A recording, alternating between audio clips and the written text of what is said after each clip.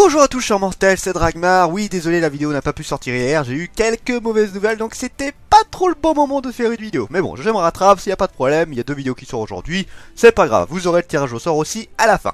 Alors on fait les sorties manga de la semaine, un peu moins de trucs, mais quand même quelques petites sorties. On commence avec Ayako, l'enfant de la nuit de Delcourt Tonkam, terminé en 3 tomes seulement. 9,35 hein, je sais pas si c'est un peu de couleur, ok, peut-être qu'il y a des pages couleur du coup. Transposé dans des temps plus modernes, la terrible histoire d'Ayako résonne toujours de manière aussi cruelle. Une version remaniée avec brio par Kubikurine qui explore l'identité des personnages, insuffle une charge érotique sans précédent au récit et prolonge ainsi le tragique mythe de l'enfant illégitime. Voyons les dessins. Les dessins sont jolis. On ne te gêne pas. D'accord, je sais. C'est bizarre, les dessins me disent grave quelque chose. Il a fait quoi pour comme ça? Ah bah non, on a que ça, c'est bizarre, les dessins me disent quelque chose. Tezuka aussi. Oh, ok. Ok, c'est bizarre, les dessins, je suis presque sûr de l'avoir déjà revu, mais je me trompe peut-être. En tout cas, pourquoi pas, ça peut être intéressant celui-là. Beyblade Burst volume 16, bon ça c'est pas pour moi, mais bon je pense que ça peut en intéresser certains. Le Dragon et la Nonne volume 4, une série que j'adorais pouvoir continuer, parce que j'avais surkiffé, je sais même pas si je me suis arrêté au tome 2 ou 3, mais une série qui est juste géniale, que je vous conseille très fortement. Vraiment une très bonne série. Fables et légendes japonaises, qu'est-ce que ça nous parle? Bon, forcément, tout est dans le titre, je pense. Aussi nombreuses que fascinantes, les contes du Japon et leur enseignement traversent les âges, la sagesse, mais aussi la bravoure, de la sincérité, ou encore l'amitié y sont centrales. Découvrez dans cet ouvrage ces récits porteurs de valeurs qui mettent en scène les personnages emblématiques des légendes nippones, Sangoku, Momotaro, Kintaro, Hanako et tant d'autres. Bah déjà juste pour la légende de Sangoku, je serais curieux parce que bon, bien évidemment à part Dragon Ball, il y a tant d'autres mangas qui se sont inspirés de cette fameuse légende. Je connais vaguement de quoi ça parle, mais j'ai jamais vu l'histoire entière. Donc bon, oui, ça pourrait m'intéresser également, surtout si c'est vraiment illustré. Alors après, est-ce que c'est comme ça vraiment on dirait Booba comme ça. On dirait Booba. Je sais pas si c'est vraiment en mode roman ou est-ce que tout est illustré vraiment à la mode manga, BD, tout ça. Je ne sais pas. J'aurais une préférence pour que tout soit illustré, réellement. Alors, Innocent Rouge, volume 10. Moi j'avais bien attaqué les Innocents, maintenant bah, ça fait un petit moment. Pareil, donc pour l'instant je ne peux plus trop continuer. Orient Samurai Quest, j'ai pas eu l'occasion d'attaquer cette série là, mais j'ai entendu beaucoup de bien. Donc ça à voir. Le puissant dragon vegan, où je me posais pas mal de questions, où en fait c'était plus la fille, la petite fille là, qui était très intéressante et j'aimais bien son caractère. Je pense qu'il y avait moyen qu'elle évolue d'une manière assez sympa. Par contre le dragon en tant que tel était inintéressant. À voir si ça change au fur et à mesure. Mais pour l'instant, pas fifou du peu que j'ai vu. Après pareil c'est la collection fantastique là de Soleil. Ouais, y a pas grand chose. Y a quelques titres très sympas dedans et d'autres sans plus. Hein. Franchement, voilà, ça ne reste que mon avis. Ensuite, Stray Cat and Sky Lemon. Nagisa vit à Onomichi et profite de sa vie de lycéenne en attendant son premier amour. Parti dans une ville éloignée, son quotidien est chamboulé par l'arrivée d'un jeune acteur, Yamato, qui aurait frappé son manager et se retrouve mis sur la touche. Ils sont désormais voisins et sont dans la même classe. Si tout semble les opposer, leur proximité va faire naître chez eux des sentiments inattendus. Oh. Ah, les dessins comme ça, ça me manque un peu. Enfin bon, ouais, pourquoi pas. Ça peut être sympa. C'est terminé en 6 tomes. C'est du soleil. C'est bizarre, c'est le genre de titre, j'aurais bien vu chez Akata ça. Mais bon, écoute, pourquoi pas. The Promised Neverland, volume 18. Alors moi je suis plus du tout. Je sais que le manga a toujours autant de succès. Et moi, pour l'instant, non. Je me suis arrêté au 5ème tome. Faudra que je continue un de ces jours. Teacher is Mine, volume 10. Une série que je ne suis pas. J'avoue que j'aimerais bien me refaire un petit shoujo là. Ça fait un petit moment que j'en ai pas fait. Dernièrement, j'en ai pas beaucoup lu. À nos fleurs éternelles, volume 2, lui pas lu non plus. Comme sur un nuage, volume 2, pas lu non plus. Demon Slave, volume 1, 6 tomes en cours. Sur Mato, une cité venue d'une dimension démoniaque, existe un fruit appelé pêche. Une ressource spéciale qui a la particularité de donner des super pouvoirs à celles qui les mangent. Ces femmes sont des membres des escadrons anti-démons. La jeune Yuki Wakura se retrouve plongée dans la dimension de Mato. Acculé par une horde de monstres, il est sauvé de justesse par une jeune femme capable de le transformer en une créature surpuissante. Mais l'activation de ce pouvoir comporte une condition, il doit redevenir son esclave. Ah oui. Ah oui, c'est particulier quand même comme truc. D'accord. C'est...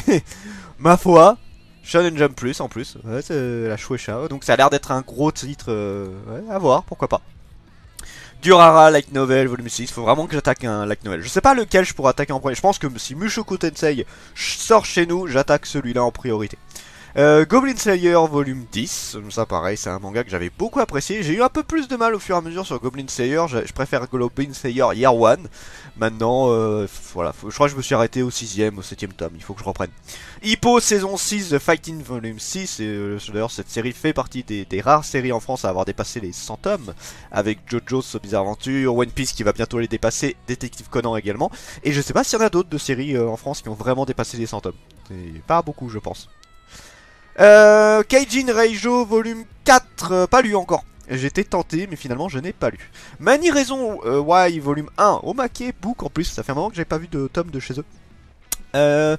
Imeyama Tsubaki est une jolie lycéenne sans histoire, une élève studieuse et la meilleure de sa classe. À la surprise générale, celle-ci se suicide pourtant dans l'enceinte même du lycée.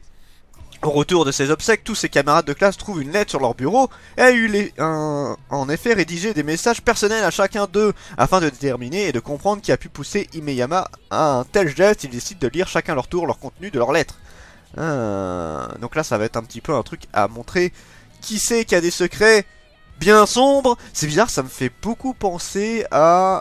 ah j'ai perdu le nom, c'était un manga où un professeur s'était suicidé et il avait hypnotisé toute sa classe et au fur et à mesure il tuait, il devait en rester qu'un seul à survivre. Pourquoi pas? Franchement pourquoi pas aussi. Ça c'est le genre de titre clairement qui me tente vraiment bien. Je sens que ça me plairait. Naruto Hachette Collection volume 14, donc je l'avais dit, j'avais vu un petit peu à quoi ça ressemblait, ça avait l'air pas trop mal la version qu'ils avaient fait. J'aimerais bien avoir tous les Naruto en vrai. C'est une des séries que je n'ai pas encore et que j'aimerais bien pouvoir lire. Alors du coup ensuite Nautic Girl, ça fait bizarre d'entendre ça. Dynamite, la nouvelle maison d'édition de hentai, enfin nouvelle, c'est un grand mot. Et une histoire courte non censurée dans la plus pure tradition du hentai. Alors bon ouais, ok, par contre censuré, non censuré, c'est pas vraiment dans la plus pure tradition du hentai, c'est pas vraiment leur credo on va dire. On leur donnerait le bon Dieu sans confession, mais attention, les jeunes femmes de Mikarine sont des beautés mi-anges, mi-démons. À travers 8 histoires où érotisme intense et second degré sont habilement mêlés, 8 héroïnes bien sous tout rapport révèlent leur perversion lorsqu'il s'agit de réaliser un fantasme. Une étudiante découvre que son colocataire lui vole ses petites culottes et décide de lui faire payer à sa manière. Deux inconnus se rapprochent dans la moitié chlorée d'une piscine municipale. Une bermède draguée par un client pervers accepte ses avances à condition que ce soit elle qui mène la danse. Une nouvelle preuve, s'il en fallait une, que l'habit ne fait pas le moine. Et ça c'est terriblement vrai. On le dira jamais assez, mais c'est terriblement vrai ce genre de phrase. Relacoon volume 21, est-ce fini quand cette série? 24 tomes. Non parce que clairement la série je l'ai lu assez loin, je crois que je suis allé jusqu'au 16ème tome. Elle était très bien au début, ils auraient dû clairement s'arrêter quand le premier jeu s'est terminé. Et là ils ont voulu relancer un autre jeu et ça aurait pas dû. Clairement je trouve que là on pousse le bouchon beaucoup trop loin pour cette série. Qui ne... franchement voilà, elle se serait arrêtée au premier truc, ça aurait été très bien. Enfin bon, ce n'est que mon avis. Schwark Ragnarok volume 4, c'est même plus, c'est pas le truc qui vient du Luxembourg ou je sais plus trop quoi là. Non c'est pas celui-là, non mais parce que je sais qu'il y avait des titres qui venaient du luxe à un moment. Enfin bon. Celui-là ouais pas lui encore. Silver Spoon, la cuillère d'argent volume 15, alors ça sort une fois par an quasiment j'ai l'impression. Et c'est terminé, je me disais la couverture me fait penser, c'est le genre de couverture qui fait penser que c'est fini. Et bah j'ai jamais lu Silver Spoon mais ça me tente bien parce que vu que c'est fait par une autrice que j'apprécie beaucoup, pourquoi pas. Silver Wolf Bloodbone volume 12, encore une fois une série que je suis deg de pas pouvoir continuer parce que c'est une que j'idolâtre et clairement ça faisait partie des grosses séries que je surkiffais et que j'ai beaucoup mis en avant et malheureusement très peu de gens, enfin si j'ai pu le faire découvrir à certaines personnes mais malheureusement pas beaucoup de youtubeurs en ont parlé de cette série là et je suis un peu triste parce qu'elle est trop bien, c'est vraiment trop bien, c'est une super bonne série je trouve. Le siège des exilés volume 1 est terminé en 2 tomes, de toute façon ça se voyait sur la couverture. Depuis plusieurs années, il ne naît presque plus d'hommes qui sont désormais réduits à leur rôle de partenaires reproducteurs. La société n'est instaurée autour d'un système matriarcal, plus de guerre, plus de conflits ne viennent perturber le quotidien et l'équilibre. Mais certaines ont décidé de fuir la ville, elles ne sont installées en périphérie à l'extérieur, dans un bidonville, c'est là que demeure Sanada. Ces dernières possèdent un secret qui pourrait bien générer la convoitise de ses congénères. Et on n'a pas d'infos pour ce que ça peut être. D'accord, je sais pas ce que ça peut être comme secret, j'avoue, là j'essaie de voir, non je sais pas. C'est aussi un homme en fait. Non je pense pas. J'avoue que ça m'intrigue. En vrai quand j'ai vu que 2 tomes, je me dis bon, bof, sans plus.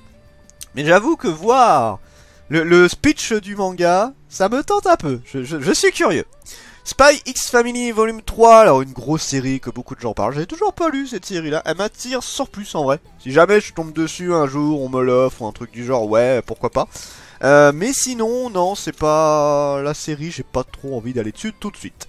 Et encore deux titres, Switch Me On volume 3, une petite série que je n'ai pas encore attaquée. Et Dragon Metropolis volume 4, Château. C'est pas le truc qui est tout petit d'ailleurs, juste comme ça. C'est pas le truc où il y a quasiment pas de pages. Non, c'est pas lui, je sais pas, j'ai l'impression. Non, je sais qu'il y a une série où il y a pas beaucoup de pages. Bon, c'est Château. Après, moi, j'ai pas beaucoup vu de titres de Château. Un seul titre, je crois, de mémoire. Et voilà, une semaine un peu courte, c'est bien pour une fois. Ça fait un peu moins de trucs à bouffer, ça c'est cool. Donc sur ce, c'était Dragmar et je vous dis à la prochaine, chers mortels.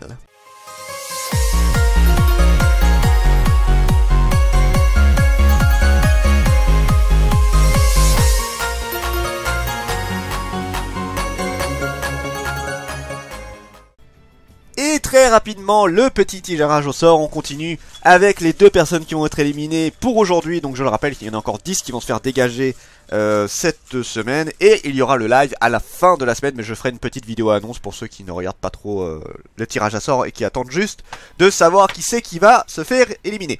Le Phénix des mangas, dommage. Désolé le Phénix des mangas. J'aurais bien voulu que tu fasses partie des finalistes, mais non, le Phénix des mangas éliminé. Et le deuxième de cette journée, c'est celui-ci. Yeah. Celui-ci qui est Legan. Alexandre Lance. Non, dommage. Donc éliminé également. C'est tout pour aujourd'hui, c'était Dragmar et je vous dis à la prochaine, chers mortels.